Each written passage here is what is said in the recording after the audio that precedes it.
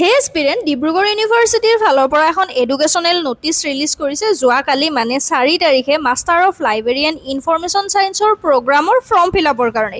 ইয়াৰ form fill up already হৈয়ে গৈছে, কিন্তু তোমালোকৰ কাৰণে গুড নিউজ, যদি কোনোবাই ফৰ্ম ফিল আপ কৰিম বুলি ভাবি আছিলা, কেনেবাকৈ ডেট মিছ হৈ গ'ল, তেওঁলোকে পুনৰবাৰ এপ্লিকেশ্যন পৰ্টেল ৰিঅ'পেন কৰিছে, তোমালোকে ফটাফট ফৰ্ম ফিল আপ কৰি ল'ব পাৰা।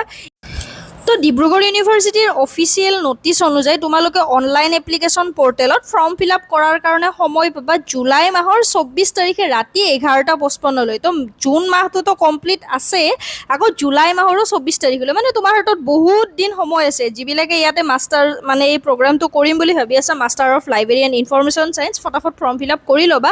ইয়াৰ কাৰণে তোমালোকৰ এণ্ট্ৰেঞ্চ পৰীক্ষা হ'ব আগষ্ট মাহৰ 3 তাৰিখে, 2 ঘণ্টাৰ পৰীক্ষা হ'ব, 11টা বজাৰ পৰা 1টালৈকে তোমালোকৰ এক্সাম থাকিব। আৰু তাৰ কাৰণে এডমিট কাৰ্ডখন ডাউনলোড কৰিব পাৰিবা জুলাই মাহৰ 31 তাৰিখে। তাৰপিছত তোমালোকৰ মেৰিট লিষ্ট ওলাব 5 তাৰিখে আৰু এডমিশ্যন হ'ব 6 তাৰিখে। গোটেইখিনি মই স্ক্ৰীণত দি দিছোঁ, কোন তাৰিখে কি আছে, ভিডিঅ'টো পজ কৰি কেনে চাই ল'বা এবাৰ।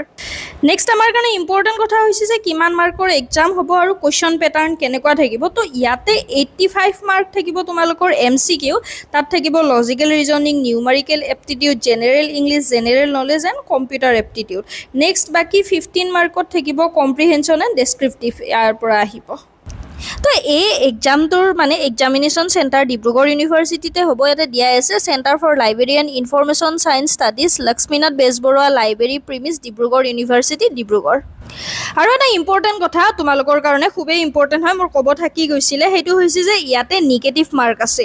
মানে এটা যদি ভুল হয় তেনেহ'লে তোমাৰ 0.25 মাৰ্ক ডিডাক্ট হ'ব। চ' যিখিনি এনচাৰ কৰিবা একদমেই জানি বুজি আৰু ভালদৰে কৰিবা।